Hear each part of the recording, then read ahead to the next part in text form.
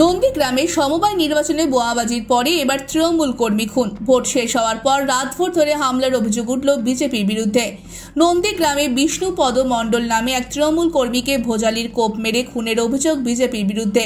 নন্দীগ্রামে পথ অবরোধ করে বিক্ষোভ বন্ধ শুরু করেছে তৃণমূল কর্মী নেতৃত্বরা।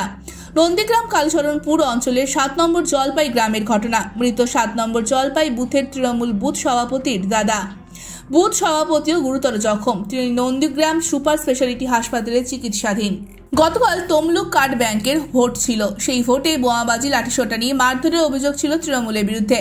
নন্দীগ্রামের 2টি বুথেই জয় পায় বিজেপি। তারপর রাতভর তাণ্ডব চালায় নন্দীগ্রামে বিভিন্ন জায়গায় বিজেপি, এমনটাই অভিযোগ। কালীচরণপুরে তৃণমূল বুথ সভাপতির বাড়িতেও হামলা চালায় বলে অভিযোগ। সেই হামলাতেই গুরুতর জখম হন বুথ সভাপতির দাদা। গুরুতর জখম হওয়ায় তাকে তড়িঘড়ি তমলুক হাসপাতালে নিয়ে গেলে গভীর রাতে তার মৃত্যু হয় বলে জানা গিয়েছে।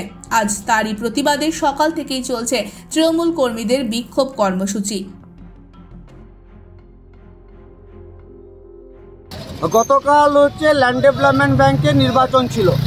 সেই নির্বাচনে মানুষ গণতান্ত্রিকভাবে এবং শৃঙ্খলা মেনে ভোট দিচ্ছিলেন, কিন্তু আমরা দেখতে পেলাম সেই নির্বাচন ক্ষেত্রে দিব্যেন্দু অধিকারীর প্রবেশ এবং বিজেপি ছোড়া বোম্বিংয়ে পুরো এলাকা কেঁপে যাওয়া, এই দুটো মিলে যাওয়ার ফলে খেজুরি এবং কাঁথি থেকে প্রচুর পরিমাণ বহিরাগত হারমাদ এবং জল্লাদদের নিয়ে এসে গতকাল সারা রাত নন্দীগ্রামের বিভিন্ন অঞ্চলে, বিভিন্ন পাড়ায়, বিভিন্ন বুথে তারা অত্যাচার করেছে এবং তারা নিষ্পেষণ করেছে।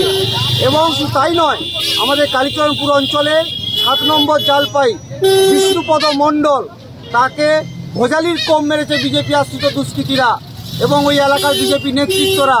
সে গতকাল রাত্রে তমলুক হাসপাতালে একটা 38 মিনিটে তিনি পরলোক গমন করেছেন, আমাদের ছেড়ে চলে গেছেন আমাদের কর্মী। শুধু তাই নয়, ওই বুথের আমাদের বুথ সভাপতি যিনি রয়েছেন সেই গুরুপদ মণ্ডল, তাকে ভোজালির কোপ মেরেছে। সে এখন নন্দীগ্রাম সুপার স্পেশালিটি হাসপাতালে মৃত্যুর সঙ্গে পাঞ্জা লড়ছে। তৃণমূল কংগ্রেসের কর্মীরা দিনের পর দিন বিজেপির দ্বারা আক্রান্ত হওয়ার প্রতিবাদে এবং আমাদের কর্মী বিষ্ণুপদ মণ্ডল যে নিহত হয়েছে তার প্রতিবাদে আজকে সারা নন্দীগ্রাম জুড়ে সমস্ত কিছু বন্ধ থাকবে তার পরিবারের প্রতি সমবেদনা জানানোর জন্য। কত সময় ধরে আপনারা পালন করবেন? এখনো পর্যন্ত অনির্দিষ্টকালের জন্য এই বন্ধ আমরা ঘোষণা করছি। Bureau report, ANM news.